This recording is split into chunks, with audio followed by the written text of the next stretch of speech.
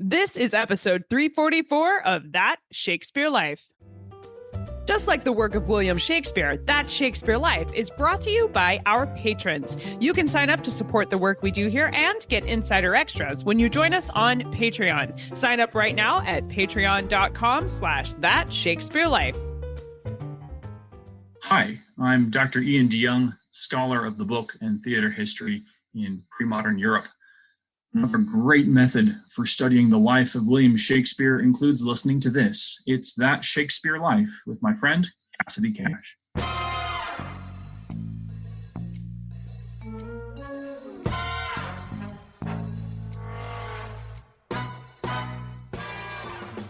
So the doors that had been made up until this point and would be made in Shakespeare's time were made by a series of planks on the front of the door, and then either planks at right angles on the back, that making sort of laminated door out of two layers, nailing them together, or they had planks on the front, and then they had a frame on the back.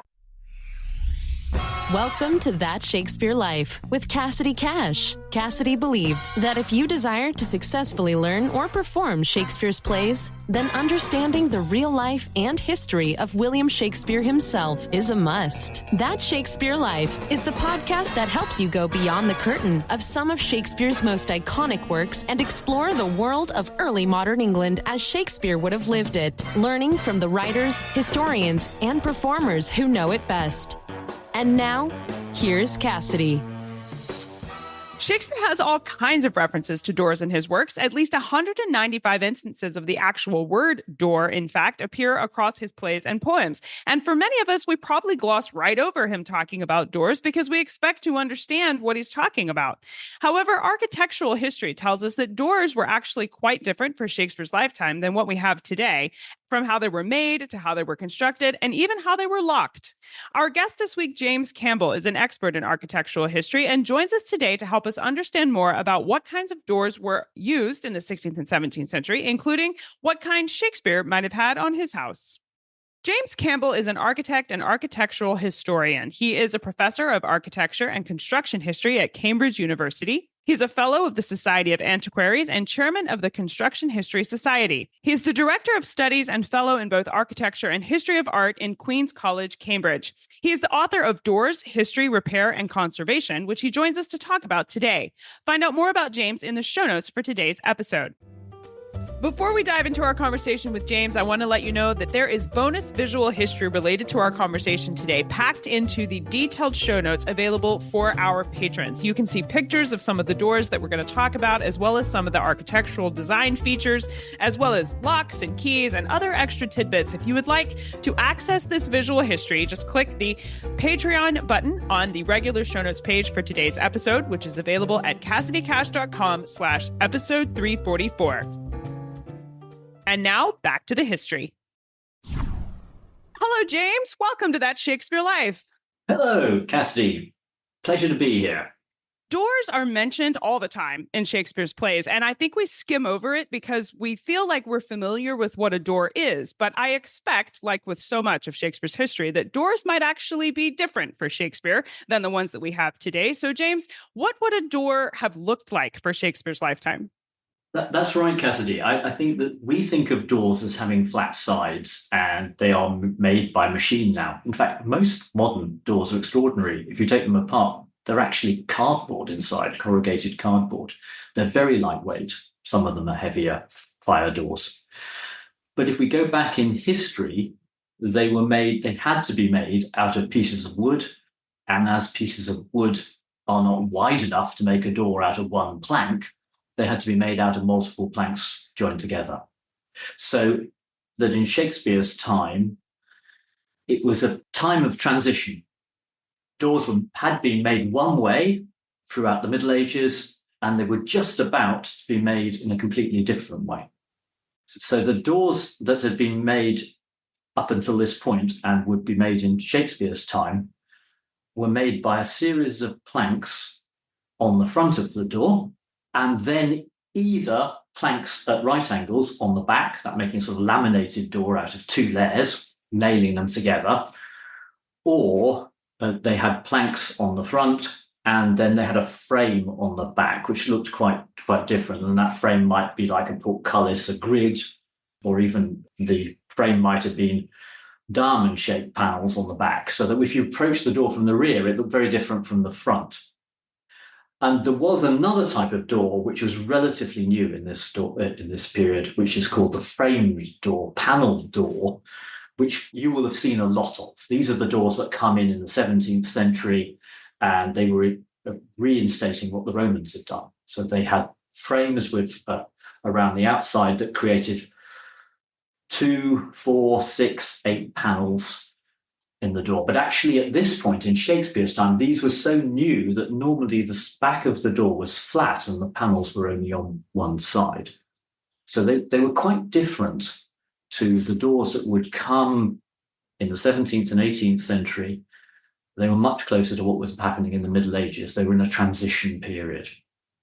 In the play All's Well That Ends Well, Parolles is speaking metaphorically, but he says, quote, "Disgraces have late knocked too often at my door," end quote. Now, at face value, that's a complaint, but the phrase he chooses indicates that the practice of knocking at someone's door was pretty common in the 16th century when this play was written.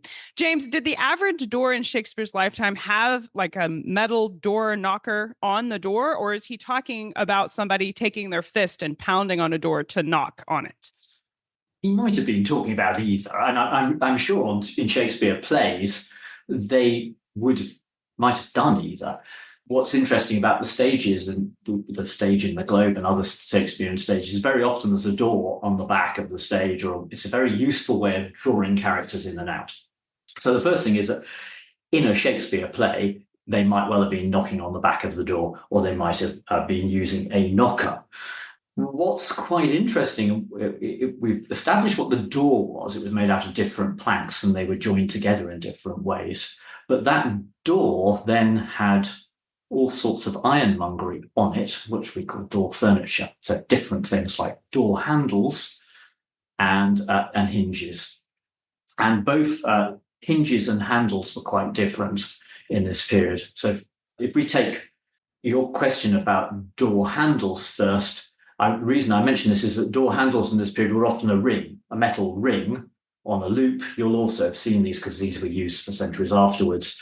And the great thing about the ring is not only could you pull the door backwards and forwards, but you could use it like a knocker. You could rap it against the surface of the door. So that's what they did.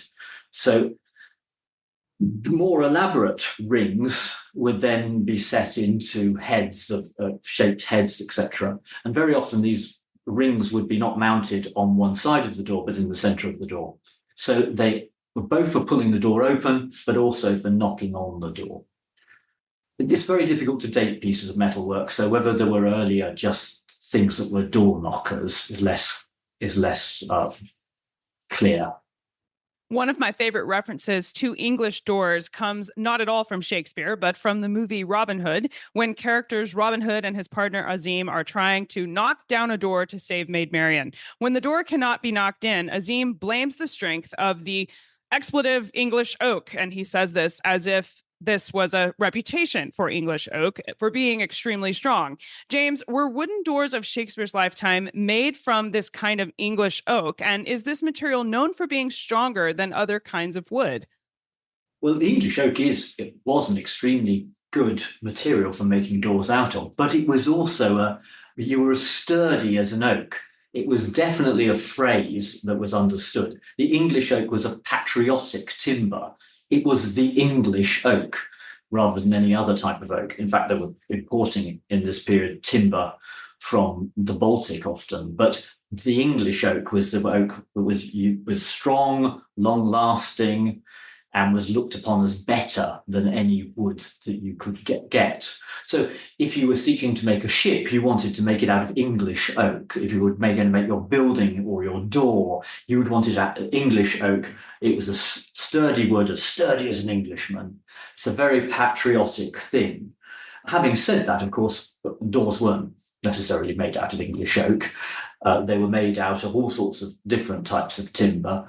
And they would be made out of softwood, or they'd be made out of elm often. So they were made out of different types of timber according to what one could afford. The great thing about oak doors is that oak is wood that will last a very long time unless it's continually damp. So we have oak doors, examples of oak doors that are 800, 1,000 years old. So it was a very long-lasting material. So even though it's being used as a film reference, it was a good material to use for a door.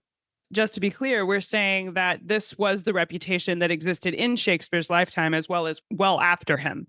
Indeed, and people in this period are always talking about how, oh well, it's as solid as an English oak. It's a phrase. It's a phrase that is used, but it's a phrase that is rooted in the reputation of the timber itself. It's easy to work when it's first chopped down, but then it hardens quite rapidly over time into a material that just, if you use the heartwood at the centre of the tree, couldn't be attacked by beetles or rot. So it was very hard wearing and it was very strong. Now, we've mentioned wood and we've mentioned ironmongering being part of the construction of a door, but were wooden doors the only kind of doors available in the 16th and 17th century? And if not, what other materials might have been used to make a door?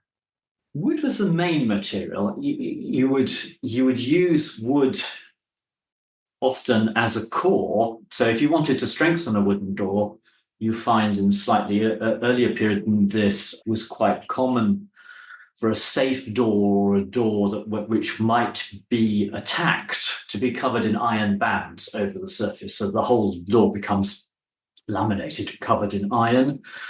Also in the Middle Ages, you find doors were covered in leather, and the leather would then be covered in a decorative iron framework. Unfortunately, the leather didn't last very long. It usually lasted for 30 or 40 years and then rotted away. So we have only little bits of leather trapped underneath the ironwork.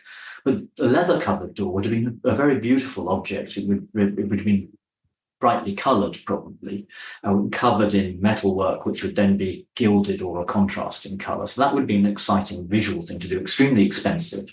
So that tended to be restricted to a door in a church where you had to spend a lot of money.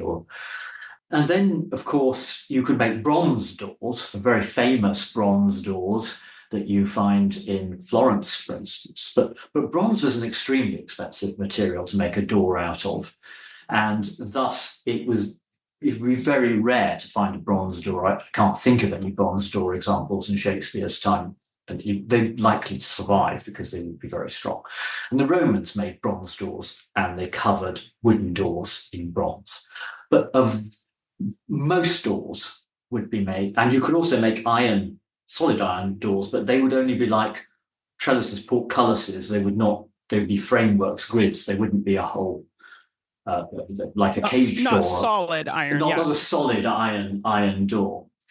But the doors were much heavier in general than the door we have today, the interior door we have today. They did make lightweight doors. They made lightweight doors with planks and then just a simple framework on the back, which are the same doors, exactly the same, made in exactly the same way as you'll find on a garden hut today. those were the kind of day-to-day doors that you would find in a cottage, where it's very lightweight and there's a few planks on the back nailed to the layer of planks on the front. But most doors were much heavier because they had a layer of planks at right angles to another layer of planks. That's two heavy layers of large planks, and the planks would be 6 inches wide, nailed together. So they'd be heavy and maybe an inch thick. So the whole door would be 2 or 3 inches thick. So such a heavy door then had to have quite heavy hinges. And in the medieval period, normally they had band hinges, which were strips of iron that were looped round at one end, and you dropped the door onto pintles, as they were called. They were hooks which was stuck in the stonework on the side of the door. And when the door was open, you could drop the loop of the strap onto this upstanding hook. And there were two of them, one for each hinge above each other. And then you could close the door. And that was a common way of fixing a door in place and allowing it to open. And it's interesting, you still find these in some places, and certainly you find them in medieval doors in England. And what's very interesting about these is when they're open, you can take the door off, which is very useful because you can mend the door and then put it back on again. But in Shakespeare's time, they were just starting to use hinges like the hinges we think of today, that is, hinges that sit on the surface of the door and have a pin in the middle of them, flat backwards and forwards. And they were nailed to the surface of the door, and they were nailed to the wooden door frame as well. But the thing that is different about these to the hinges that you might find in the door at home is that you saw the hinge. It was on the surface of the door. It was a flat metal thing that was on the surface of the door. And because you could see it on the surface of the door and on the surface of the door frame, it was often decorative. So it might it might be in a decorative shape. It might be in the shape of a cockerel's head, or it was very often in the shape of a fleur-de-lis at the end, so that it would look decorative. And it might be painted a different colour from the door. So the doors would very often be painted, but the hinge, because it was a piece of ironmongery on the surface, would be painted a different colour. And occasionally, of course, the hinges might be made out of a decorative material, so an expensive material like brass, but normally they were made out of iron. And then much later, we get the hinges we have today, which are actually hidden inside the door. You don't actually see the hinge.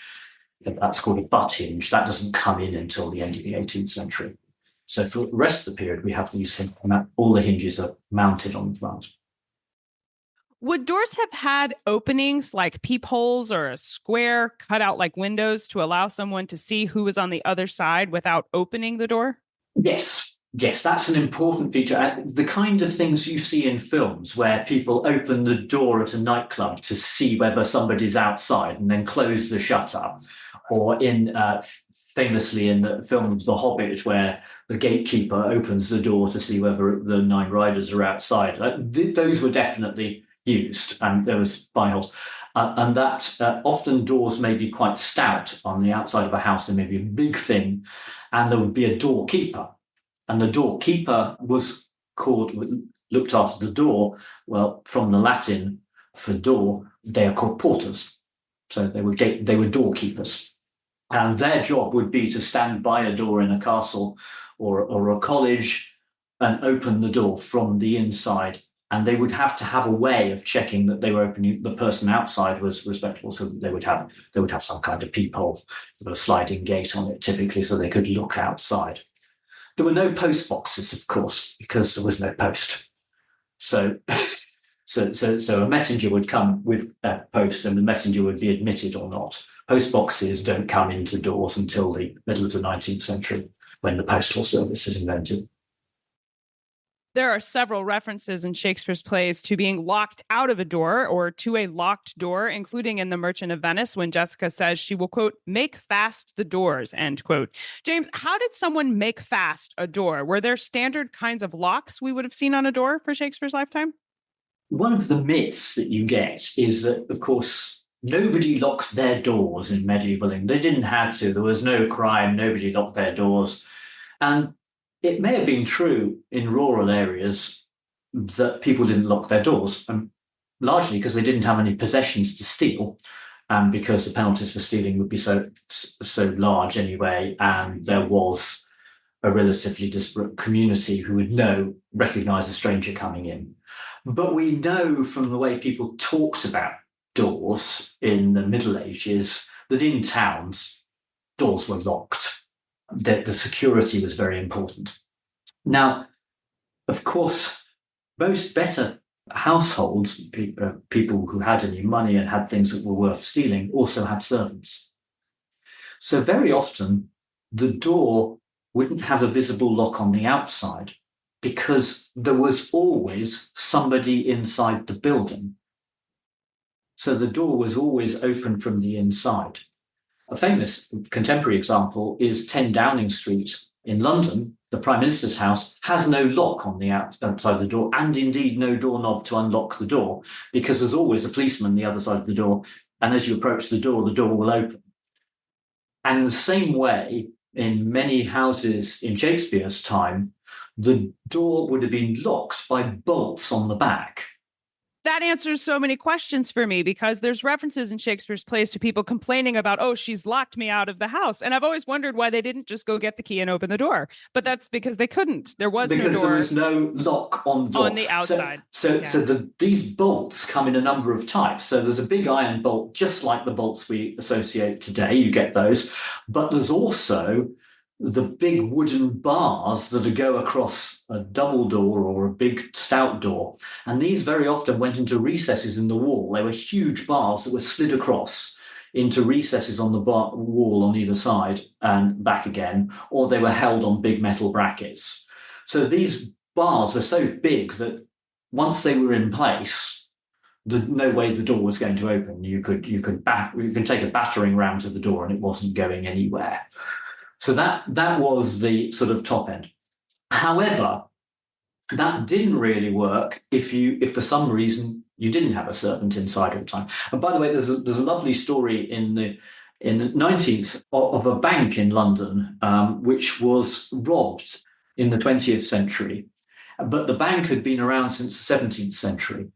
And the police came to the door of the bank and they said, well, you clearly haven't got any locks on the door. No wonder it was robbed. And the bank said, well, this building has not been empty since it opened, since it was started as a bank 300 years ago. So the building had been always occupied from the inside. So it didn't need any locks on the outside. It had always been. Having said that, by Shakespeare's time, they had very sophisticated metal locks. The sort of lock that you think of where you've got a big iron key, which is quite a sizable thing with tines on it. Looks like everybody's idea of what a key should look like that went into an iron lock. That was common. They sat in an iron box on the back of the door. There'd be a keyhole on the front. There was a big iron box that would be nailed to the side of the door. Sometimes it was a wooden box in which the mechanism of the lock was key, but it looked very much like a conventional lock by Shakespeare's time. So it was perfectly possible to have a locked door. The other thing, of course, worth saying, remembering, is that the ideas of privacy in this period are very different to the ideas we get privacy later. So when they start making doors in the 18th century, they put catches, little locks. They have these brass boxes, rim locks, they're called at that point, brass boxes with the locks in for an internal door in a house.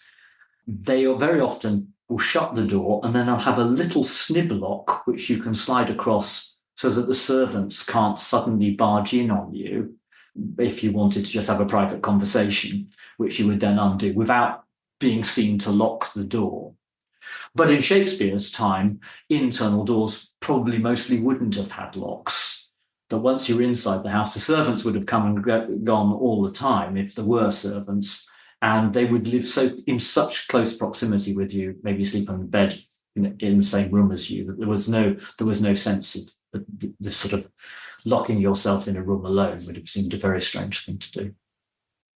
Shakespeare's play Pericles mentions the phrase, keep our door hatched. Now, when I think of a hatch, I think of a submarine or a ship, but I suspect there's some history here that will clarify the meaning. Is keep a door hatched an expression that means to lock up a household or a building door, or is this a phrase that applies to something else? This is one of those phrases that's gone out of use. At this point, we all have to turn to the Oxford English Dictionary, which is excellent sort of entries on what comes and goes. And the Oxford English Dictionary gives us a description of this, which is simply to close like a hatch. If you think the hatches mean exactly what you think they mean a hatch which would let you into a cellar, typically. But hatches would also be quite common in smaller buildings to get from one floor to another. We're not talking about staircases, we're talking about doors, but staircases were quite expensive, and many cheaper houses would have just had a ladder that went from one floor to the next, and you'd have had a hatch. So as a hatch drops down by gravity, thump, and closes itself, that's the metaphor that you're applying here. The door is being swung back and shut like a hatch, but there's no gravity involved. You're just slamming it. Doing it on purpose. Yeah. Would a house like Shakespeare's New Place, for example, or maybe the Shakespeare birthplace there in Stratford-upon-Avon, would these houses have used a lock on the front door for security? Probably. Because if they didn't have enough servants and they wanted to go out for any period, if you weren't going to leave somebody permanently in the house, you would probably have a lock on the front door. In a town, they were very common. So it would not have been at all uncommon in this period to have a key. I know that dating on construction is often done by determining what kinds of nails were used to hold wooden pieces together. Wooden fastenings, for example, are an older construction method than using iron ones. For Shakespeare's lifetime, would doors have been held together with metal nails and iron fastenings, or would there have been wooden fastenings as well? Both is probably the answer. So nails are used in doors really for fixings. What is not used is the screw. This modern screw thread, we think, those really don't come in till later. So if you're going to fix anything into the door, the hinges, the doorknob, etc., it is all fixed with nails. And if we go back to talking about how we make the door out of different planks of wood that have to be joined together, the way you join the front surface to the back surface of the door is by nails. If you made a door that was a panelled door, then the wooden frame, if it was a wooden panelled door, would have been held together with wooden pegs and mortise and tenon joints. But most of the doors we're talking about in Shakespeare's time are laminated doors, one set of planks at right angles to the other on different surfaces, so you use nails. And you could make a display very often. Nails were quite expensive. They were all made by hand.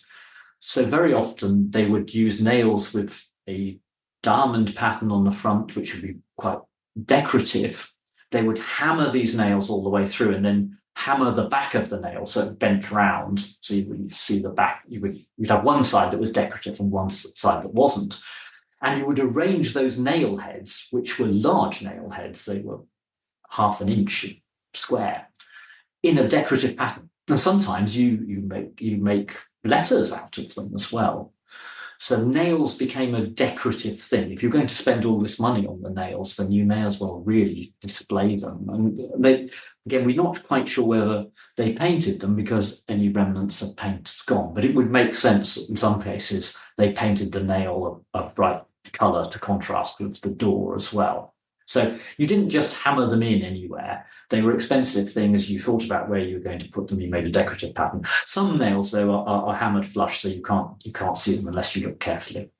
And in terms of dating, the best way to date the door is actually from the timber, not from the nails, because you can use what we call dendrochronology, which is where you take the edge of a plank and you look at the tree rings that you can see in the plank.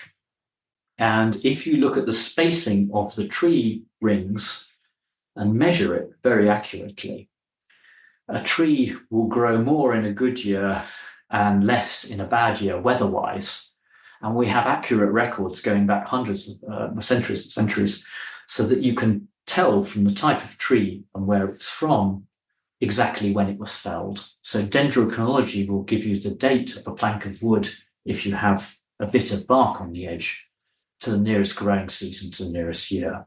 So when we want to date a door, we use dendrochronology, and that's enabled us, for instance, they found a door behind a wall in Westminster Abbey, and they dated the wood in the door, and the door was 1,000 years old. It's actually the oldest door in Britain.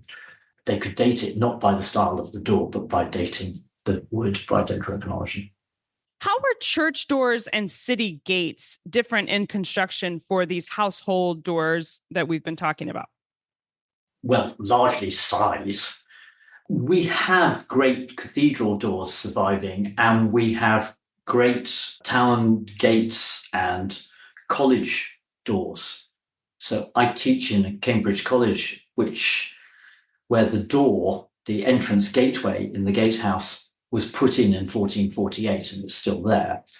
It's a very big door. It's 2 leaves, it's a double door, and it is so large that it would be impractical to open that door on a day-to-day basis. So it has what's called a wicket gate, a door within a door. So there's a little door inside the bigger door. And that was often the way that very large doors worked. There was a wicket gate, as we call it, a little door within one side of the bigger door. So obviously in a domestic situation, a door of that size is unlikely. It's not really very practical. A cottage certainly wouldn't have needed a wicket gate.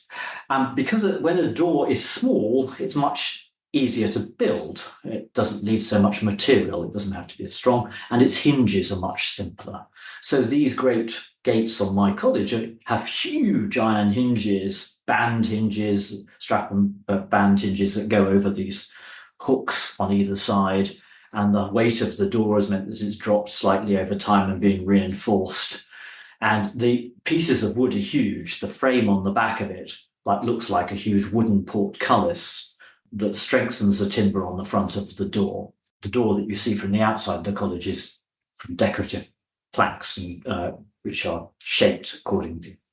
A cathedral door, depending on the period, might be really elaborate. It might have figures carved on the front of it. Some of the most beautiful ones have iron filigree patterns all over the front. Sometimes it's the hinges that become like twigs and delicate tendrils and flowers that then spread over the whole surface of the door. And as I mentioned earlier, sometimes these were covered in leather, so that there would be a deep green leather covered by a gold-covered tendrils spreading all over the surface of the door.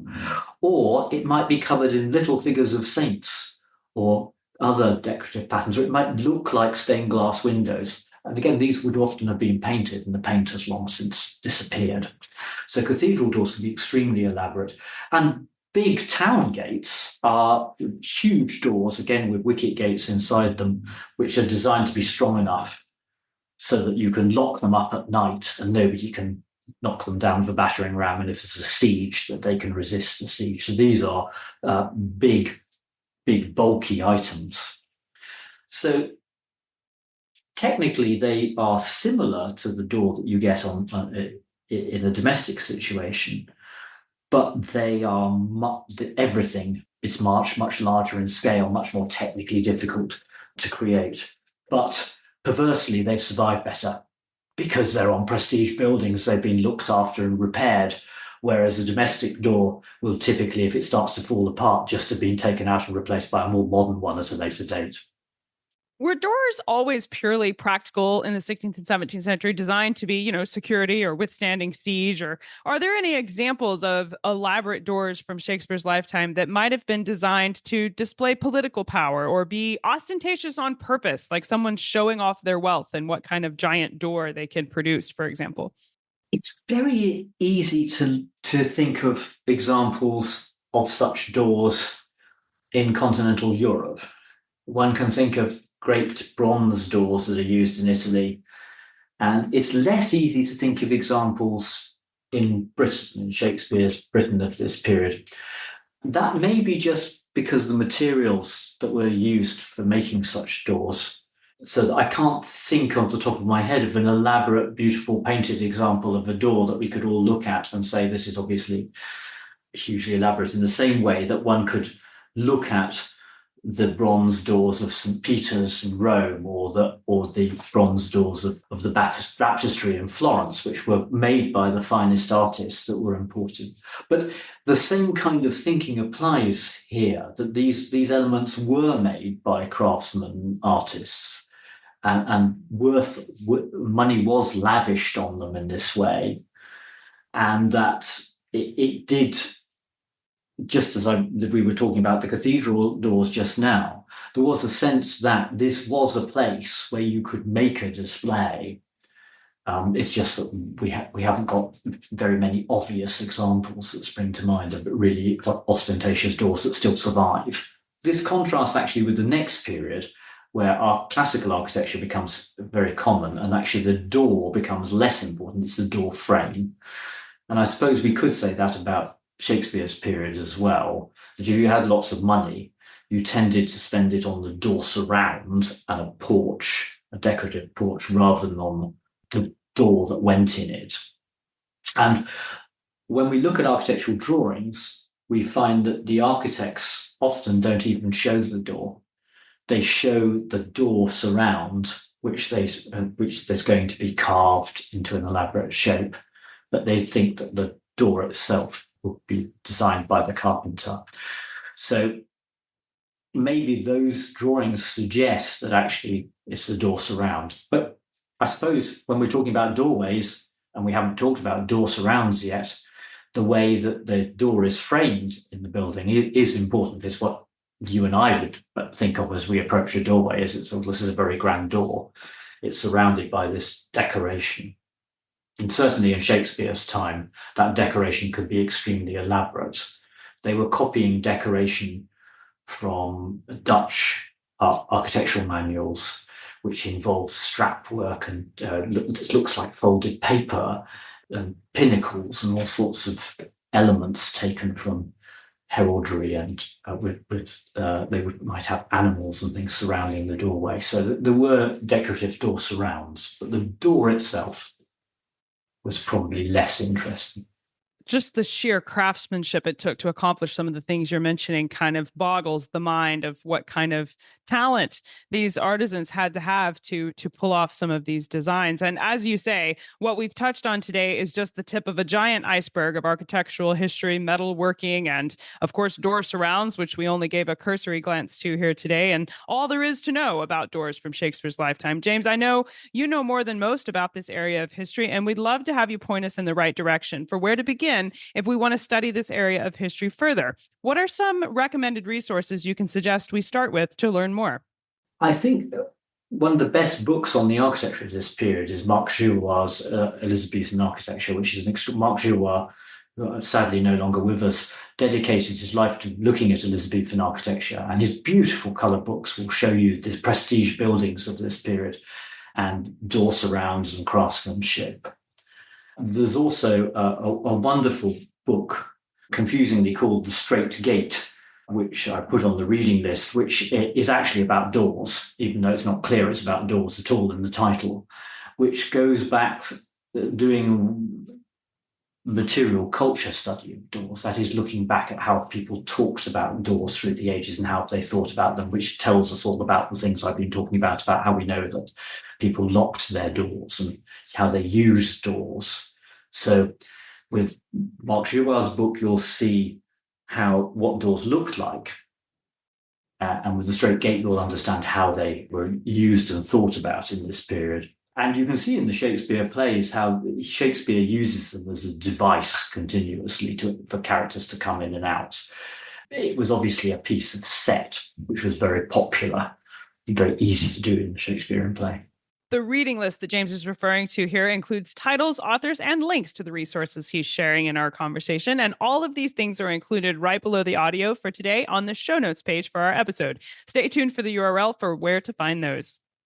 James, we ask everyone this next question here at That Shakespeare Life, and that's, what's the one book you would take with you on a deserted island? My friends in England tell me I'm supposed to allow you the complete works of Shakespeare and a copy of the Bible, so your choice would be in addition to those. If I was on a deserted island, I'd be desperately worried about starving and probably want the SAS survival guide. But as books or a book to cheer me up, and if it was to be a book to cheer me up, I've got plenty of reading. I've got the complete works of Shakespeare and the Bible.